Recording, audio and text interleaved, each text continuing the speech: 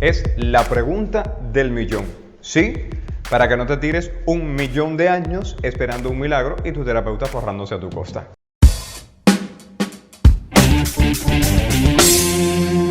Hey familia, ¿cómo anda la vida? Voy a soltar el titular. 5 preguntas que tienes que hacerle a tu psicólogo sí o sí antes de empezar terapia. A ver, voy a meterle un poquitín de emoción al asunto. Ojalá y llegues hasta el final porque una sorpresa te vas a llevar. Eso fue una rima de cuando yo estaba en la primaria por lo menos. Nada, que al final del video les voy a traer algo que les va a encantar y que seguramente les va a ayudar a sobrellevar eso que hace rato vienen guardándose en silencio. Número 1, la pregunta más obvia de todas, pero que tiene su cosa. ¿Cuánto cuesta cada sesión? A ver, los precios varían. Es cierto que hay países, por ejemplo el mío, Cuba, que ofrece ayuda psicológica gratuita. Pero una cosa es ayuda psicológica, por ejemplo, una orientación psicológica, y otra es psicoterapia de calidad, basándose en modelos eficaces, con planes de tratamientos bien definidos, con una evaluación funcional y todo lo que eso lleva. Y eso en la pública raramente lo vamos a encontrar. Hay que ser realistas. Así que hacer psicoterapia desde la salud pública, descartado por ahora. Nos vamos a la privada.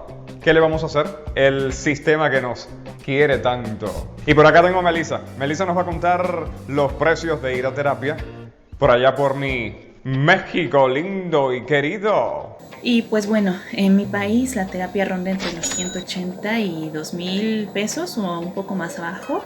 Actualmente también hay líneas de apoyo a la salud mental que son con una llamada uno puede recibir atención de manera gratuita, pero me parece que es en caso de emergencias o desconozco si también es como para llevar un seguimiento. Gracias, Mel. Sí, a ver, opciones hay, solo que psicoterapia, lo que se dice psicoterapia, no vamos a encontrar desde lo público, o al menos es súper raro toparse con ella. Y por otra parte es verdad que hay terapeutas que ofrecen paquetes especiales, hay algunos que valoran tu posición económica y te pueden ofrecer pequeñas ayudas. Y de México pasamos a Argentina. Allá la cosa realmente pinta feo, muy. A ver, mi querida Natalie, cuéntanos por favor los precios por allá. Cuando comenzó la pandemia el año pasado, ya la consulta se había ido a algo de 1.500, algo así, y ya no podía pagarla más. Era mucho, ¿no? Y tenía que hacer una vez por semana y ya se me iba mucho el presupuesto. Así que decidí hacerme una obra social y empezar a ir al psicólogo por la obra social para que me la cubra. Ponele, yo vivo en una localidad que hay un solo centro de salud mental, que es imposible conseguir turno porque es muchísima gente que necesita. Gobierno sobre salud mental, acá no se habla mucho de salud mental, como que minimizan la salud mental como si fuera, no sé, algo que prohibido de hablar. Muy fuerte.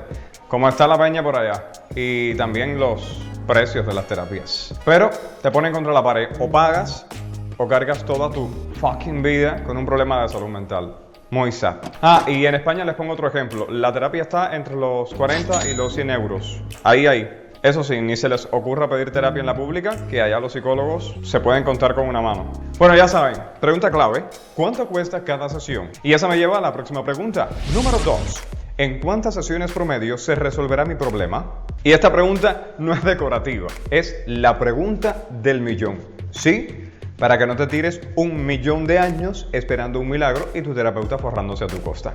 ¿Y esa gracia? Sí, es importante que tu psicólogo te dé un aproximado, sobre todo para que vayas sacando tus cuentas, para que te vayas organizando y no tengas que dejar a media el proceso. Y entonces es un gasto adicional, algo perdido, un tiempo perdido, porque al final el proceso hay que recomenzarlo y casi siempre desde el principio. A ver, voy a ponerte un ejemplo. No es lo mismo un trastorno de ansiedad, puede ser una fobia específica como un miedo a viajar en un avión o un miedo a estar encerrado o un miedo a un animal, que son tiempos más reducidos, que son planes de tratamiento muchos más concretos y se pueden desarrollar, no sé, en 10 sesiones o en menos sesiones, en 6 meses ya tienes tu problema resuelto. que, por ejemplo, un trastorno de personalidad, como el trastorno límite. Sí, ahí se necesita más intervención porque son problemas que prácticamente se han cronificado, que llevas cargándolo prácticamente desde niño, desde la infancia, y hay que trabajar más. Pero tampoco vamos a hablar de los tiempos exorbitantes y eternos de un proceso psicoanalítico, por ejemplo. No. Esos cuentos déjaselos a otros. Aquí estamos hablando de planes que pueden durar entre 1 año, 2 años, por ejemplo, para un trastorno de personalidad. Eso ya nos queda claro. Preguntar en cuántas sesiones promedio se resolverá mi problema. Y antes de pasar a la próxima pregunta que debes hacerle a tu psicólogo, sí o sí, antes de empezar la terapia, te recuerdo que si te quedas hasta el final del video te vas a enterar de algo que puede literal cambiarte la vida. Dios, que vende humos me pongo. Bueno, vamos a decir que te puede aliviar la vida. Pregunta número 3. ¿Tiene experiencia atendiendo problemas similares como los que estoy presentando? Ahora, por favor, esta pregunta no la vayan a hacer desde el primer momento que entren a consulta. No, esto lleva su proceso. Las primeras sesiones, 1, 2, 3, van a ser para evaluar, para conocer tu historia, para ir uniendo cabos. Por eso hay que tener paciencia. Un terapeuta que no tenga experiencia trabajando con un trastorno de identidad disociativo o con historias de abuso sexual o con trastornos de personalidad, le va a ser muy difícil por muchos años de práctica que tenga o por la formación general que tenga, trabajar las particularidades de esos patrones de conducta. Por eso es importantísimo que esa pregunta se la hagas a tu terapeuta. Claro, si es un terapeuta responsable, lo que él va a hacer es derivarte con un psicólogo que tenga mayor experiencia y que esté formado en ese tipo de trastornos o de problemas específicos, ¿ok? Y ahora sí llegamos a la pregunta número 4. ¿Qué modelo terapéutico usted maneja? Y aquí se enreda la cuestión. Aquí te pueden pintar las mil maravillas, que mi modelo es más profundo, que soy humanista, que esto lo resolvemos mirando las estrellas y las constelaciones. Pero, atención, spoilers. Todo eso es bla, bla, bla nada más. Siempre recomiendo ir con un terapeuta que trabaje desde modelos basados en lo que la ciencia ha probado. Estos terapeutas, yo en lo particular, son en los que siempre voy a confiar. ¿Qué modelos? ¿Qué tipo de terapeutas? Bueno, yo les voy a presentar a varios colegas que son unos crack en su trabajo, que literal se desviven porque se vea la psicología como la ciencia que es. Y además sus éxitos terapéuticos no mienten. Comenzamos en la madre patria. Por allá está mi queridísima Sonia Cervantes. Sonia, entonces, cuéntanos cuáles son los modelos en los que trabajas y, por supuesto, en los que confías. La primera para mí, la top 10 y en la que me he formado y en la que ejerzo sería la terapia, la conocidísima ya terapia cognitivo-conductual, precisamente por la eficacia que ha venido demostrando a través de los años. Si bien es cierto que durante los últimos tiempos me decanto mucho por lo que serían las terapias contextuales, ¿no? Las entendidas terapias de tercera generación. Pues tener en cuenta algo que es muy importante en la terapia con los pacientes, que sería sobre todo el tema de la aceptación de la realidad, que no resignación en el caso de la ACT, y el tema de trabajar con los valores. Los valores son fundamentales a la hora de marcar nuestros esquemas mentales, a la hora de construir ciertos pensamientos y evidentemente a la hora de desarrollar o de llevar a cabo ciertas conductas. Por eso considero que hay cosas muy interesantes dentro de la terapia de aceptación y compromiso. Y nos quedamos en España con mi estimado Miguel Valenzuela, de Ítaca Formación. Y yo creo que voy a recomendar modelos cuya base sea la terapia de conducta, pero con la adaptación que suponen las terapias contextuales, tener en cuenta todo el impacto de las relaciones interpersonales, de las relaciones con el entorno.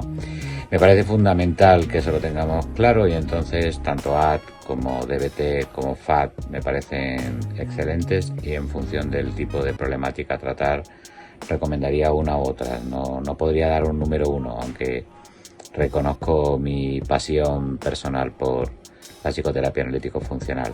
Y aquí aprovecho para que alguien que ha utilizado la terapia dialéctica conductual nos cuente qué tal le ha ido. Más gente de calidad llegando al canal. Nicole, estamos atentos a ti. Cuéntanos tu experiencia. Empecé con autolesiones que no sabía lo que me estaba pasando y bueno, de ahí después de unos años hice terapia conductual, DBT, con 2 psicólogas.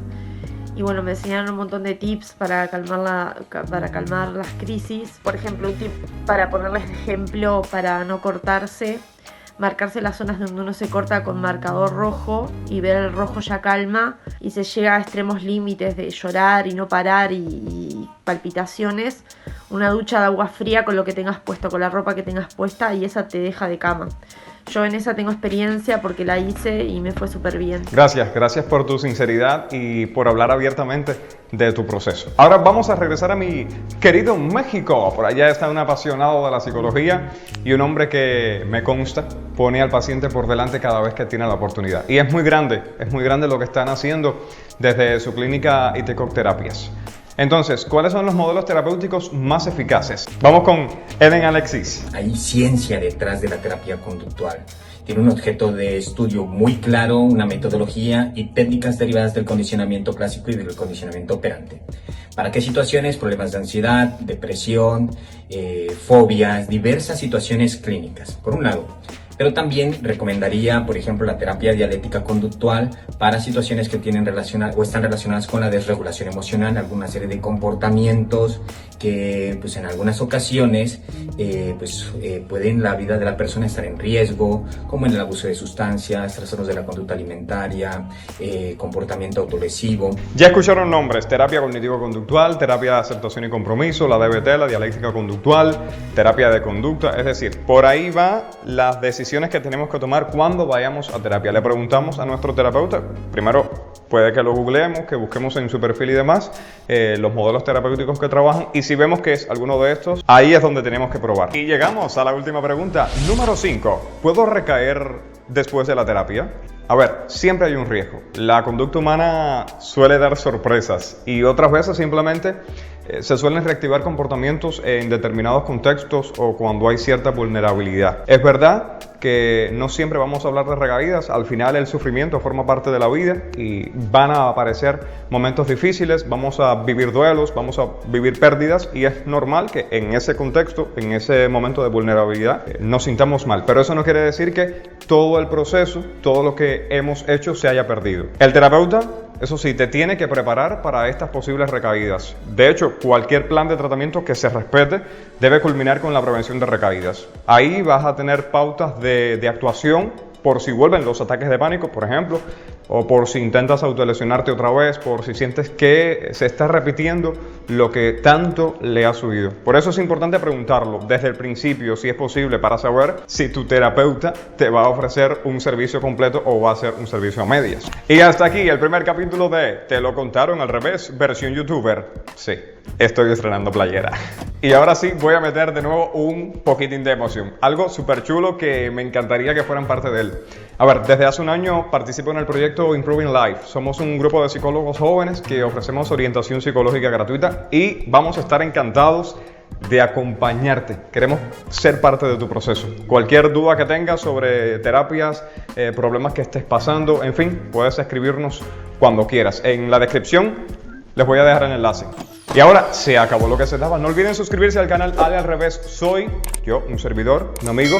Suscríbanse que necesito superar el trauma de los primeros 100. No, madre mía, como esto se demora. Recuerden que aquí vamos a hablar de salud mental. Vamos a sacarla de ese rincón donde anda tirada.